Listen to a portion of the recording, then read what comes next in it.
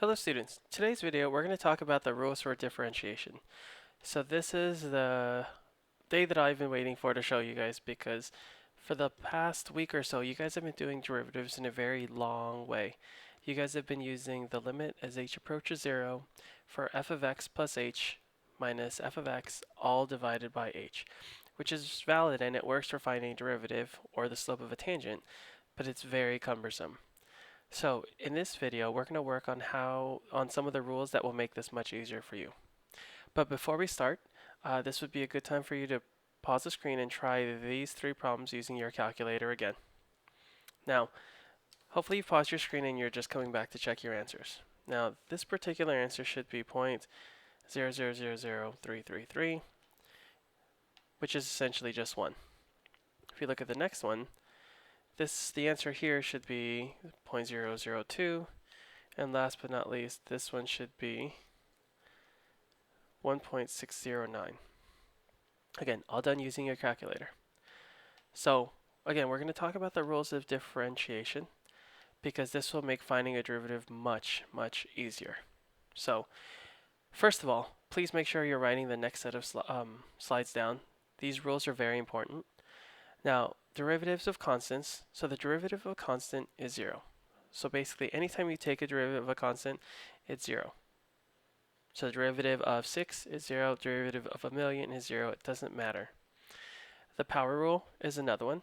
So if I could recommend when you're creating your table, you're probably going to want to create a table that goes something like this. And in that, you'll probably want to put name, general, and example. Okay, this is going to make this much easier because you're going to probably refer to this table a lot, especially in the early stages of you working on derivatives. So the power rule is the easiest. So every time I've been doing these derivatives in front of you and making them look extremely easy, it's because I've been using this formula. So if I gave you something like x to the 5th power, and I called this f of x, the derivative here, or f prime of x, is going to be equal to 5. What I essentially did is I took the exponent, I brought it down, so x to the 5th, I moved the 5 to the front, I put the x back in there, and then you subtract 1 from the original denominator. So it was 5, so it's now at 5 minus 1. So again, f prime is equal to 5x to the 4th power. And so that's how you use the power rule. Much easier than that limit stuff I'm sure you're saying. The constant multiple rule. Same idea.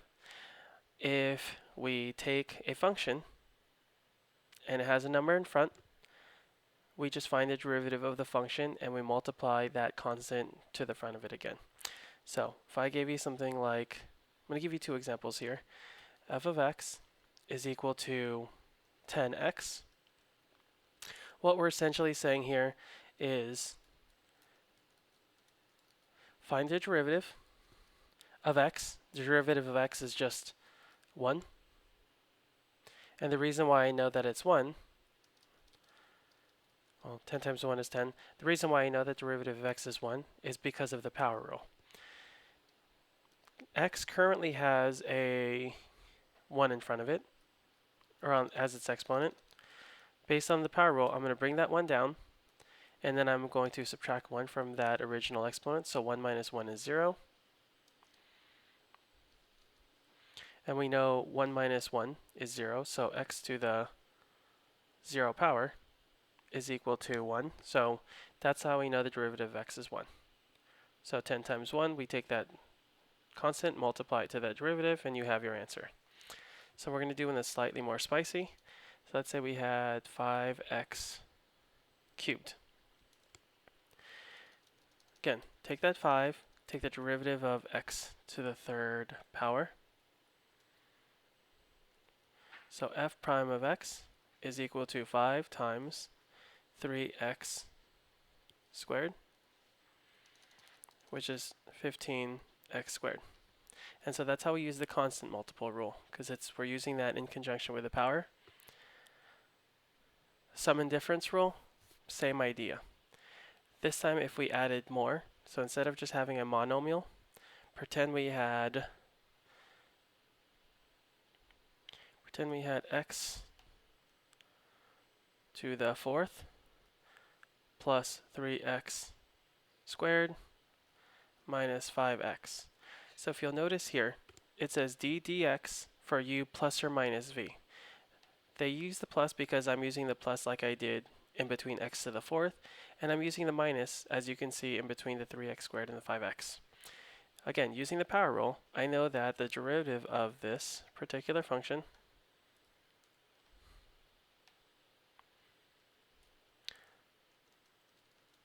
is 4x to the third power plus 6x minus 5. And so that's the sum and difference rule. So it means if I have a set of monomials, I can take the derivative of each one and then put them back together. So, longer example. Here we have example 1. They give us the function for q. They want us to find the derivative. So, here goes. Q prime is equal to 15x squared minus 14 thirds x minus 12, and that's your derivative. So in the time that it took me to do this problem, that's the same amount of time I expected to take you. I didn't prep for this particular thing because I wanted you to see that taking the derivative should be this quick, and I expect you to be that quick as well. Example 2. This time they want us to identify all horizontal tangents of the function. So when they do that, they're essentially saying start by finding your derivative. So y equals 3x squared minus 6x minus 9. So we just took the derivative. Now what we're going to do here is we are going to solve it for x. So I notice that they all have an x or a 3 in common. So we have 3 times the quantity x squared minus 2x minus 3. And so the way that we find horizontal tangents is by solving for that x value. So I'm going to factor this. This becomes 3 times the quantity x minus 3, x plus 1.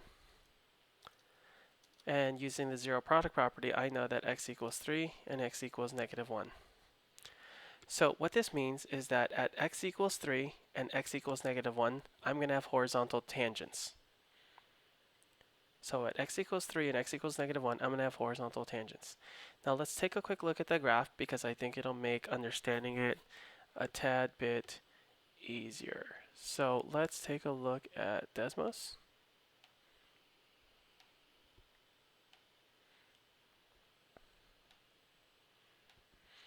And so here's the graph. What you'll see here is that at x equals 3, like I said, we're going to have a horizontal tangent here. The reason why we have a horizontal tangent here is because that's when our graph reaches its min. And at x equals negative 1, we're going to have another horizontal tangent. So this is how we're able to graph these values, because we can find these horizontal tangents, or a lot of times we also call them critical points. But that's essentially how we find them. So let's do a couple more examples. So find the derivative of each of the following. Hopefully this is getting much faster for you now. This is going to become 35 x to the 6th minus 16x to the 3rd plus 2. G of x, this would become 20 x to the 9th plus 35 x to the 4th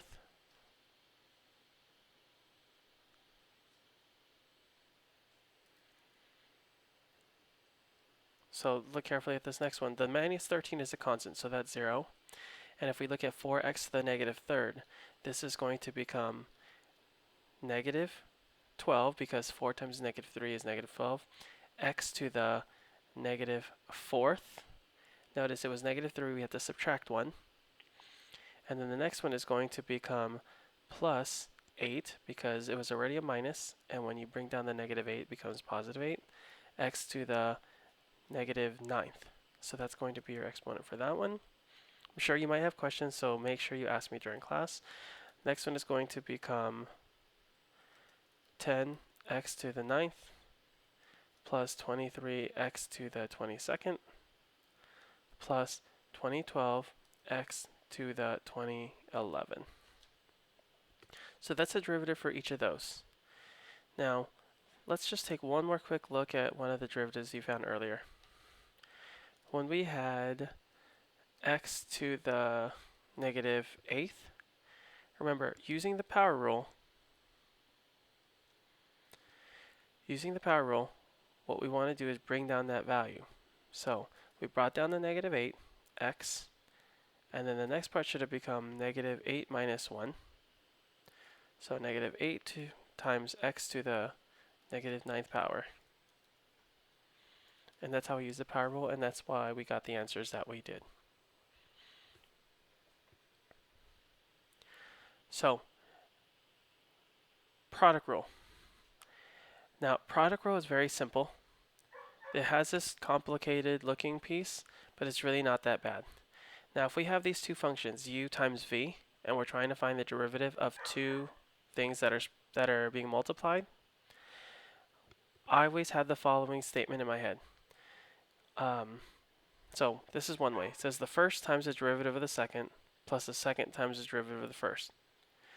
So in my head, and the way I always learned it, just to give you an option, derivative of first times second plus derivative of second times the first. So this might be an additional thing you add onto your columns because this is the way you're going to want to remember it. It's one way that as you state it, you're probably going to want to write it down. So let's do a quick example. Now notice here we have this binomial and this binomial. One of the ways that you could find a derivative is to literally FOIL this out, and then you could just do the power rule every time, but that takes up way too much time. What we're going to do instead is we're going to follow that little saying. Now, as I read it, or as I say it, I want you to see what I'm typing down. So, first thing is derivative of the first. So derivative of the first is 3x squared. Then it says times the second. Second is the second thing that we see. Plus the derivative of the second times the first. So that's x cubed minus 2. Now what we can do is FOIL that out. So this becomes 3x to the fourth plus 15x squared plus 2x to the fourth minus 4x. Combining like terms, we get 5x to the fourth plus 15x squared minus 4x. So this is the f prime. So let's have you try one. And again, try pausing your screen and trying to see if you can do this on your own. Hopefully you pause your screen and you're going to do the next part with me. So the derivative of the first times the second, notice the second we're keeping intact, plus derivative of the second times the first. FOILing out, you get 2x cubed minus 2x plus 4x squared. We're left with 2x cubed plus 4x squared minus 2x, and that's your derivative, or your f prime. So let's take a look at another quick example. Now it says let y equals uv, find y prime of 3. Now remember, they gave us two functions. Product rule is what we want to use because it says u times v. So if we took our saying and wrote it out with u and v, it's derivative of the first times the second plus derivative of the second times the first. Now if we look at the table,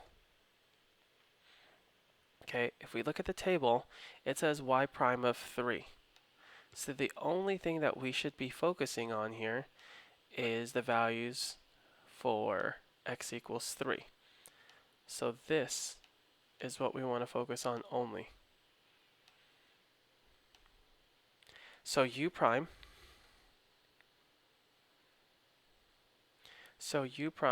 f3 is negative 4. v is 4 plus v prime, that's 2, times u is 10. Notice, as I looked at u prime, and then I saw what the value was at 3. So, when we multiply this all out, we're going to get a final answer of 4, because negative 16 plus 20 is 4. Let's try another practice. It says uv at y prime of 4. So again, without even doing anything, these are the values that we want to focus on. Now remember, the saying is derivative of the first times the second plus derivative of the second times the first.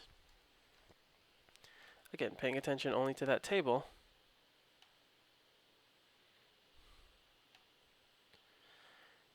we get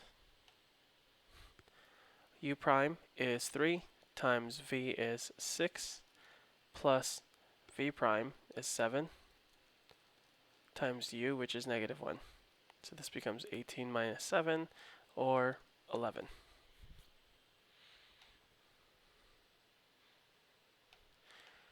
Quotient rule, easy, but has a lot of things to say.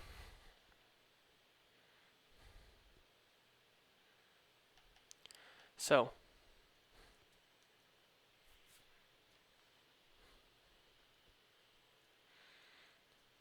it changes a little bit. Now, when we're looking at these, this does look complicated. So, we're going to read it in 2 different ways.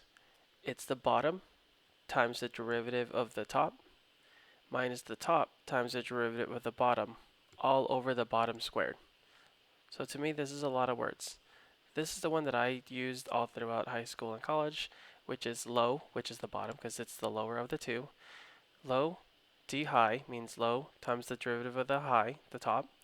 So low d high minus high d low, all over low squared.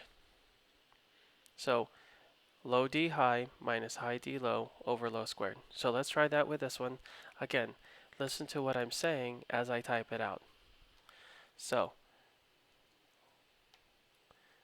low d high, so the low is what I just wrote down. Low d high, so derivative of the top of the high is 6x, minus high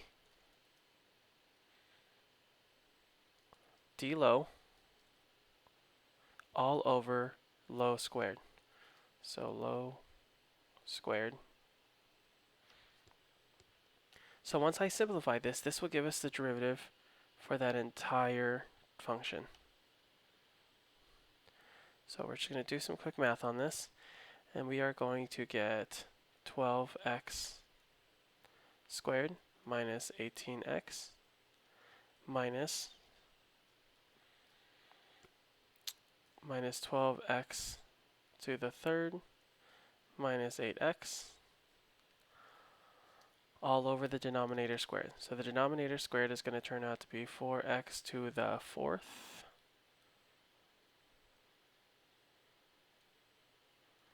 minus 12x squared plus 9 .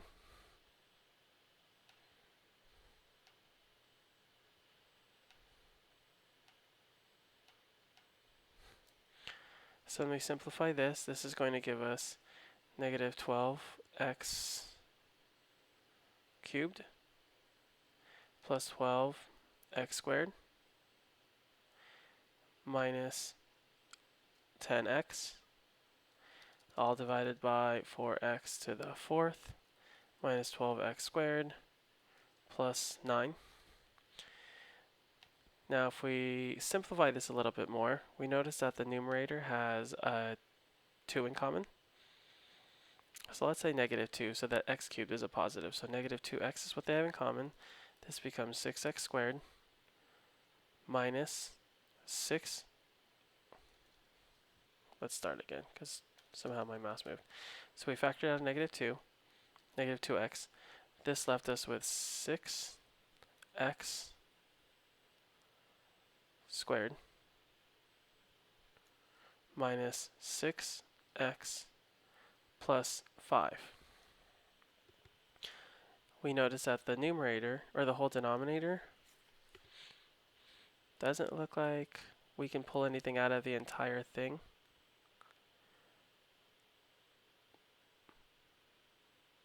Nor can we factor it. Oh, we can factor it. Sorry, I was doing this in my head. 2x squared minus 3 times 2x squared minus 3 gives us that answer.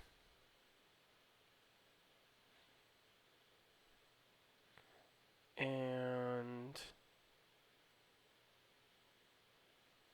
that's it. Now, every time you do it, you always want to try and factor, see if there's anything you could do to cancel it out. We've done that, and this is what our answer should look like. So let's try another one together.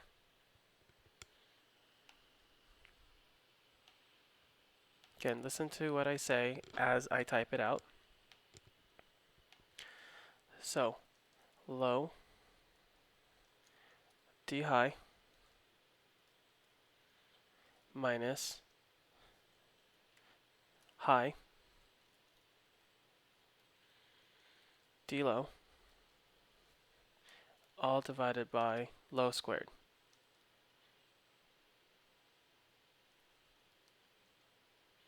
Like so. Again, it's a fraction, so we're going to be left with 2x cubed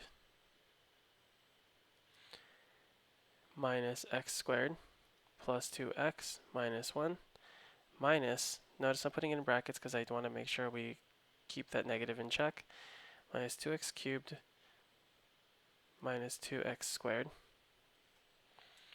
all divided by low squared.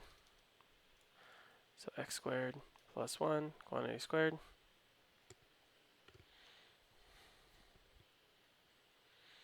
We're going to simplify that numerator again. We are going to be left with x squared plus 2x minus 1,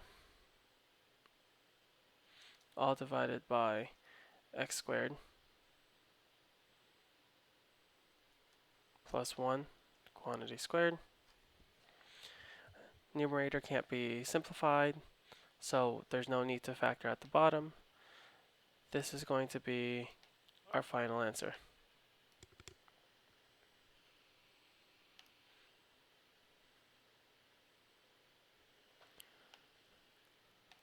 So, second and higher order derivatives. The derivative of y prime of dy dx is called the first derivative. If y is differentiable, like if we can find another derivative for what we have for y prime, the second is called the second derivative. If we find the derivative again, it's called the third derivative. We can find multiple derivatives, 4th, 5th, 6th, 7th order, based on what we're given. Example 8, and the last one we're going to do today is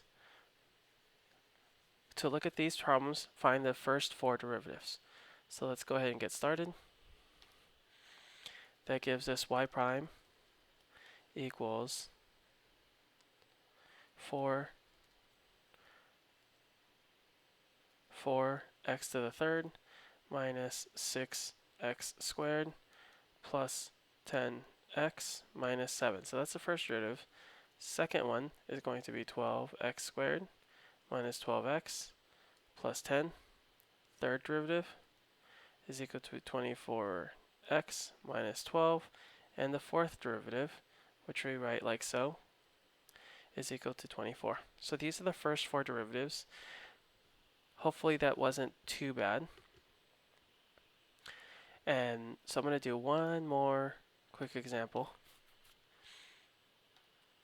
just to make sure we're clear. This would really be a good time for you, especially after all the problems we've done, just to check yourself to see if you can do these on your own. So for f of x, we're going to find the derivative of the first. Notice we have a product, So I'm going to say the same things I'm typing in. So it's going to be the derivative of the first times the second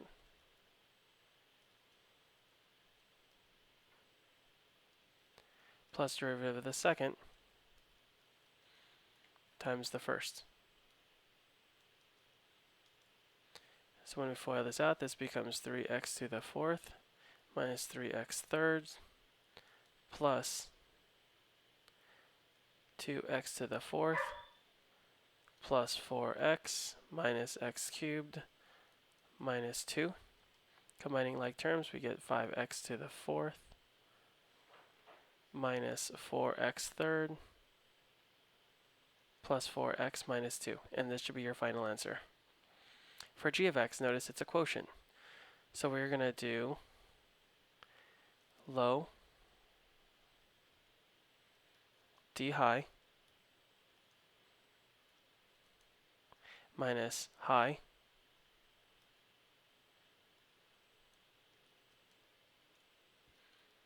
d low, all divided by low squared.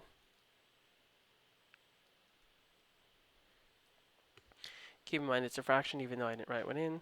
We're going to simplify this out. So this is going to turn into 3x to the fourth minus 3x cubed minus 2x to the fourth minus x cubed plus 4x minus 2, all divided by low squared.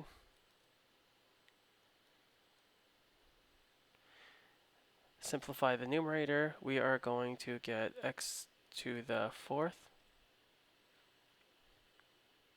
minus 2x to the third minus 4x plus 2. I'm going to factor out this numerator because I do think it'll cancel out.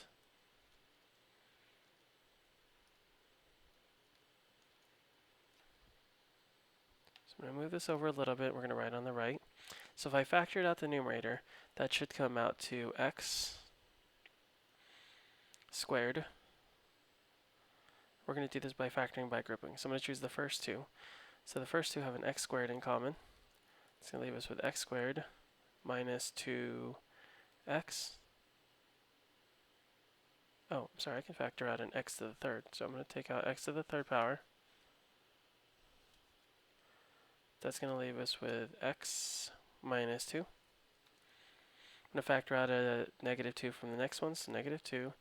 That leaves us with 2x minus 1.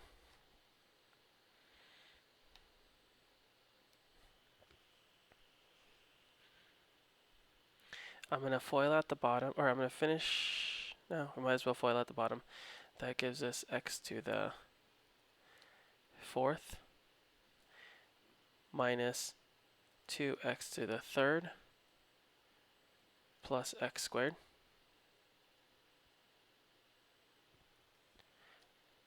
I'm going to factor out I'm going to finish, actually no, we factored out the numerator already.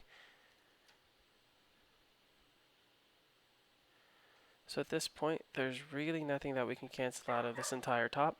So we're going to call that a day. We could have even stopped right here. I was trying to be thorough just in case there was something else we could do. So that's all for now. I'll see you guys next time. Please be ready with questions if you still don't understand some things.